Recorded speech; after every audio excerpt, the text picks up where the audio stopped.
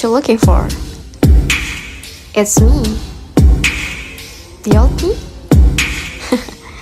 It's a style.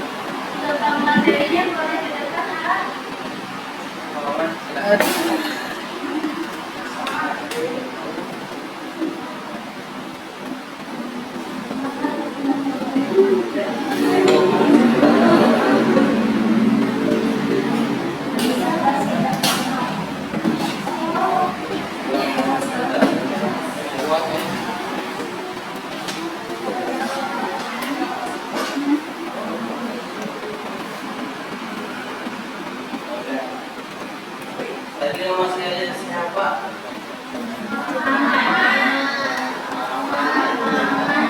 Saya kenalin nggak?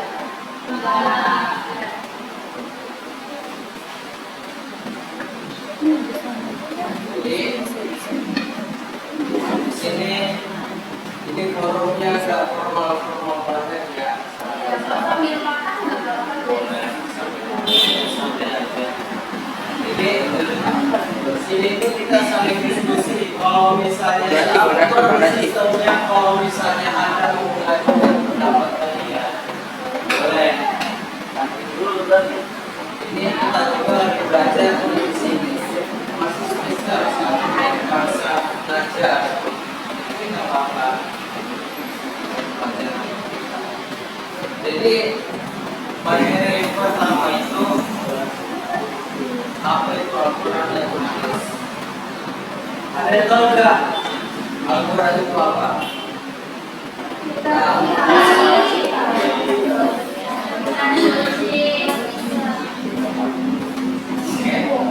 Ya, ada yang bisa jelaskan secara definisi? Gimana?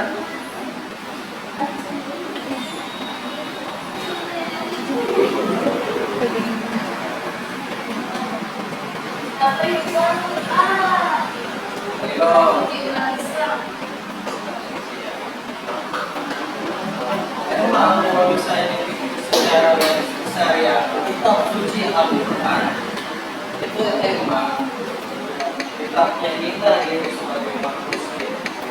Tapi kalau misalnya di dalam definisikan ada terbagi menjadi dua, bahasa dan sila. So kita baca terlebih dahulu. Sebagian ulama mengatakan kata Al-Quran tidak mempunyai akar kata, dia merupakan nama bagi kalam Allah atau saja. Sebagian yang lain berpendapat Al-Quran berasal dari kata roh.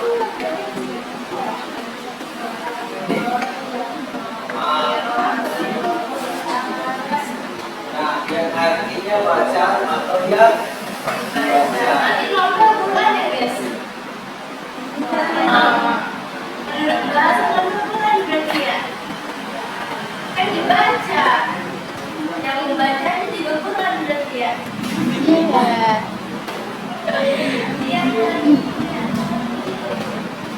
Ya enggak.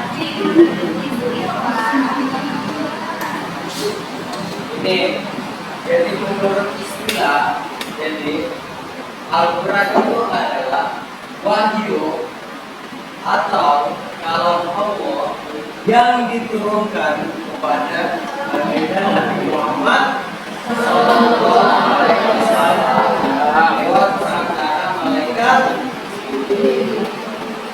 secara beransur-ansur ya. Ada tahu nggak beransur-ansur itu apa?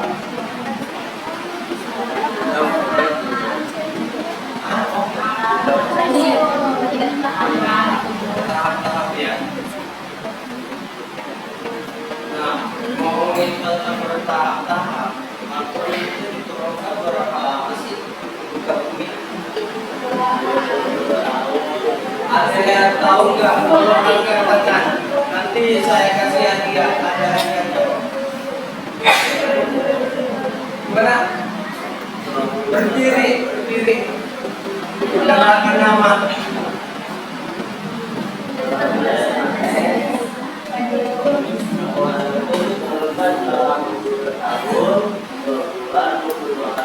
Oke, tangan dong.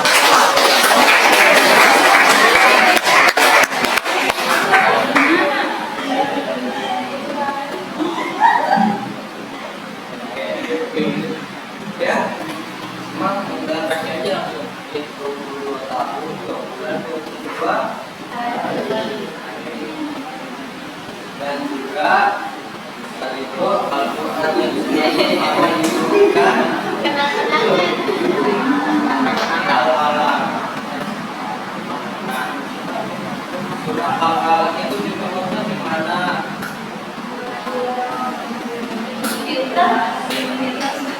Lahir raya pada tanggal tahun ini di bawah di bawah ini 17 Ramadan 410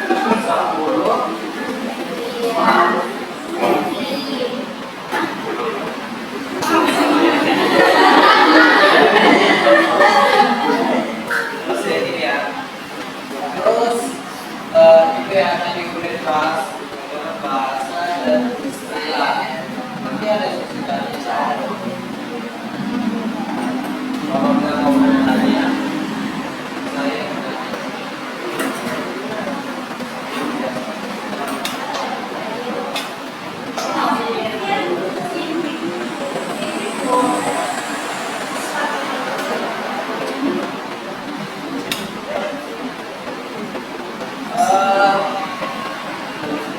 perbedaan Al-Quran dan hadis. Sebelumnya tahu nggak hadis itu apa?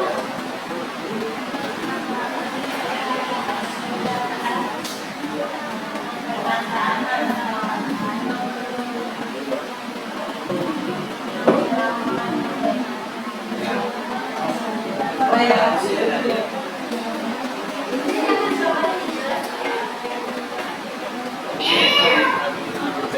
secara garis besar. Maafkan.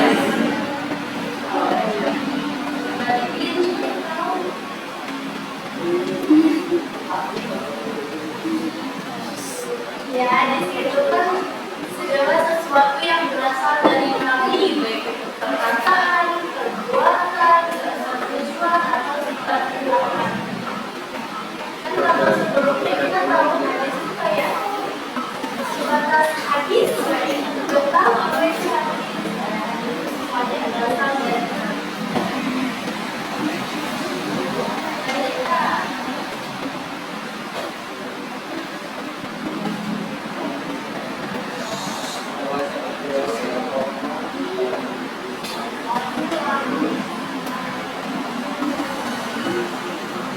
Al-Quran. Ini perbedaan Al-Quran dengan hadis. Tadi udah dijelaskan sudah secara definisinya. Al-Quran itu apa, hadis itu apa. Itu saya jelaskan beberapa. Jadi Al-Quran itu adalah wahyu dari Allah adalah lewat perantara dengan itu secara sedangkan hadis itu yang berasal dari perbuatan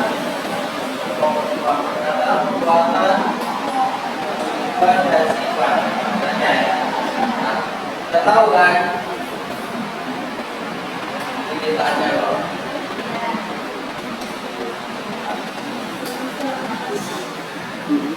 Udah, jadi di sini kita baca lah ini udah poin-poinnya semuanya.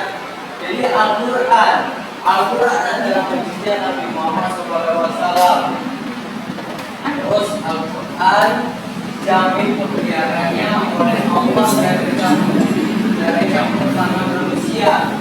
Jadi sini dijelaskan bahwa Al-Quran itu cuma diciptakan oleh Allah, tidak ada campur tangannya dari manusia. Nah, surah yang pertama yang berkorelasi dengan surah Al-Alaq tadi itu bacalah, Iqra, bacalah, ya kan? Disuruh baca. Kenapa disuruh baca? Karena yang sebelumnya mengatakan sudah ada adalah Allah. Kalau misalnya disuruh tulislah, berarti banyak yang bisa beragam saat ini bahwa mereka adalah keadaan dari Nabi Muhammad. Namakan itu sebelumnya Iqra, bacalah.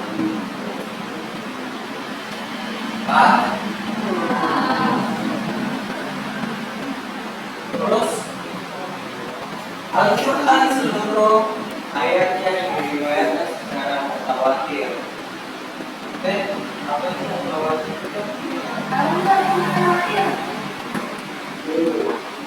Jadi hadis itu ada hadis mutawatir, ada hadis ahad, kalau hadis. Tapi Al-Quran itu adalah hadis mutawatir. Seperti ini memang berangsur-angsur lagi itu kan disampaikan Nabi dari 10 orang.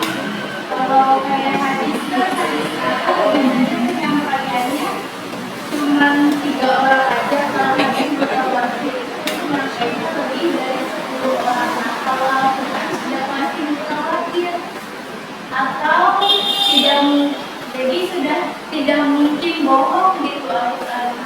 Kalau hadis itu masih ada hadis palsu. Kalau Al-Quran sudah pasti jelas.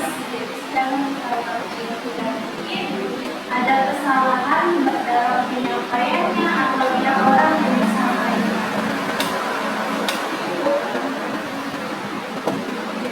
Ya, jadi masalah tadi ya harus dibaca aja jadi yang belakang.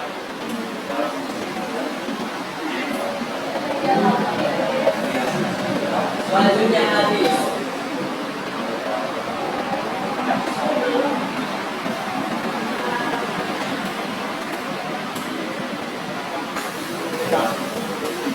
Ada yang tahu nggak? Hadis Nabawi dan hadis itu apa? Hadis Nabawi berasal dari Nabi. Benar.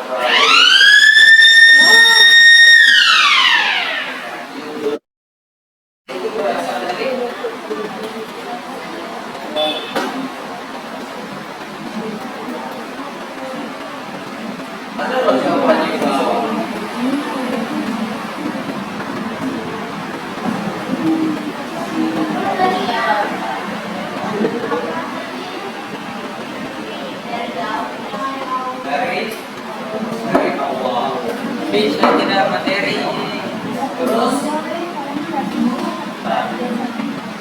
habis berpelihara namun dia jadi di sini ada sendiri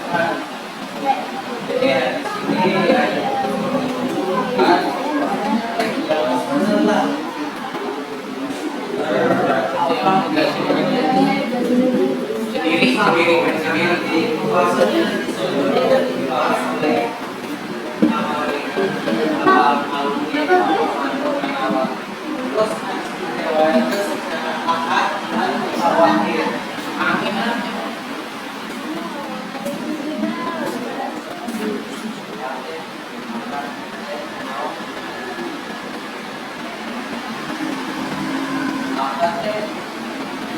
minggu Sampaikannya kepada orang lebih dari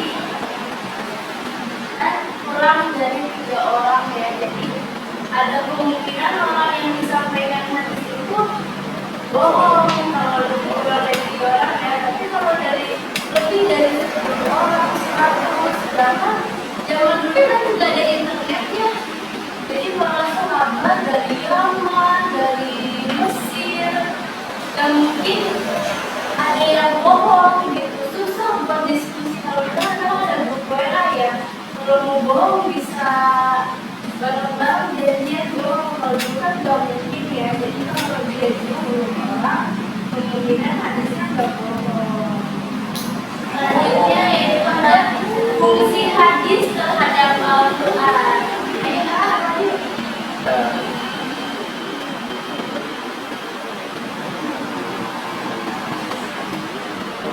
Oke, lanjut ke fungsi hadis terhadap Al-Quran. Di sini ada 3 nih, bisa dilihat bayan takrir atau takwil, bayan tafsir atau bayan tasyrih. Nah, bayan tafsir ini dibagi 3, tafsir al-mujmal, tafsir al-am, dan tafsir al-mutlaq. Ada yang tahu nggak? Bayan takrir itu apa? Kalau tahu, udah nyari ya? Bayan takrir itu bisa bilang adalah hadis yang memperkuat Al-Quran. Contohnya itu perintah mendirikan sholat dan menunaikan zakat. Dalam Quran surat Al-Baqarah itu dijelasin tuh yang tentang perintah mendirikan sholat dan zakat. Nah, itu ada perintah puasa dalam Quran surat Al-Baqarah ayat 183.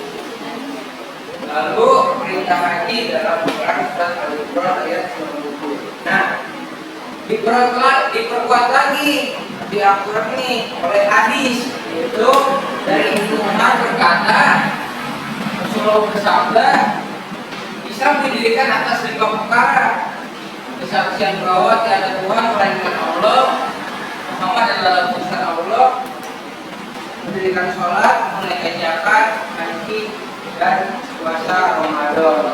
Paham? Paham ya? Hadis ini memperkuat lagi apa yang ada di Al-Quran, diperjelas lagi bahwa itu harus Perjelas lagi lah, dibilang itu taping.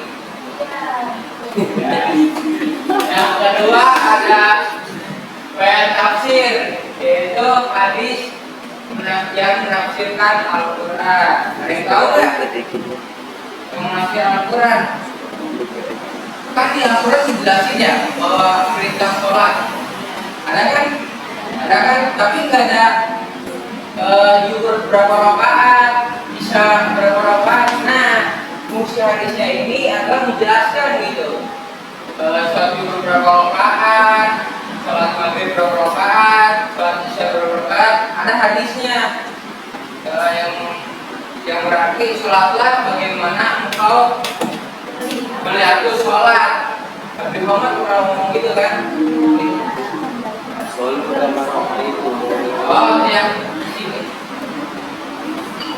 Terus yang kedua ada tafsir al-am, yaitu hadis yang merumuskan ayat-ayat Al-Quran yang umum. Dalam Quran seperti dalam Quran surat An-Nisa ayat 11 dijelaskan bahwasanya anak kandung mendapatkan warisan. Nah, terkecuali di hadis anak para nabi tidak mendapatkan warisan, dan juga anak yang membunuh orang tua tidak mendapatkan warisan. Jadi di posisi akhir ayat yang kalau di Al-Quran itu lebih jelas kalau anak kami itu belum boleh dapat warisan, tapi itu adanya di zaman lagi. Jadi di hadis yang mengkhususkan ayat yang boleh. Yang ketiga, takbir al-mutlak, itu hadis yang membatasi ayat Al-Quran yang mutlak atau tidak terbatas. Nah, contoh dalam Al-Quran dalam surat Al-Maidah ayat 38, artinya pencuri lelaki dan perempuan, maka potonglah tangan mereka. Nah, masa kita copet sendal dipotong tangannya? Enggak kan? Ya, ada yang lebih potong di sini. Ya. Ini ada Gayu dipotong tangannya ya. Iya. Ya dari jadi di Al-Quran kan yang mencuri itu dipotong tangannya ya. Tapi dibatasi lagi dalam hadis, yaitu harta yang dicurinya berapa.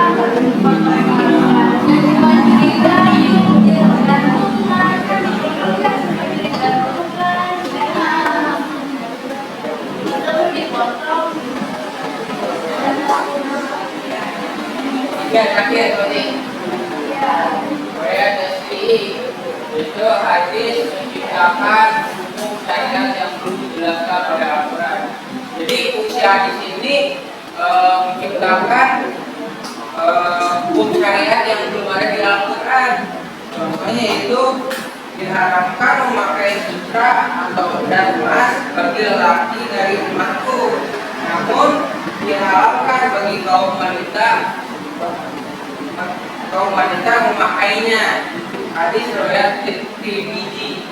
Nah, jadi fungsi hadis ini tuh kayak menciptakan sesuatu yang belum ada di Al-Quran gitu, atau larangannya gitu.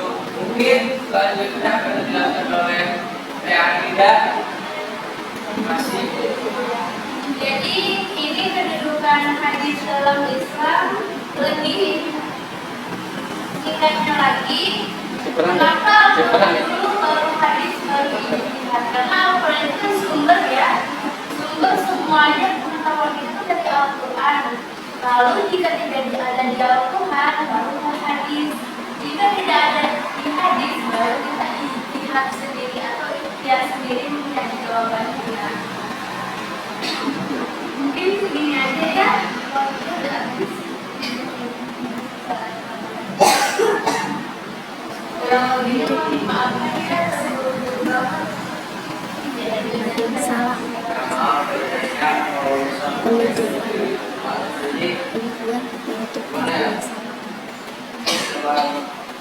Jadi ini pertemuan pertama dan juga perpisahan.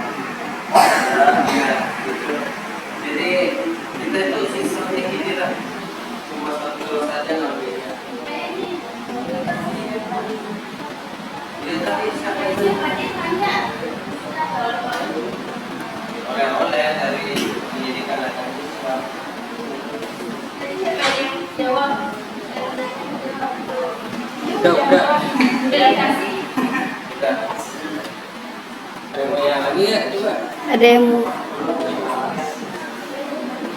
Jadi, terima kasih ya. Saya tutup. Ihdinas siratal mustaqim. Allahumma inna a'udzu. Wassalamualaikum warahmatullahi wabarakatuh. Like that, you know I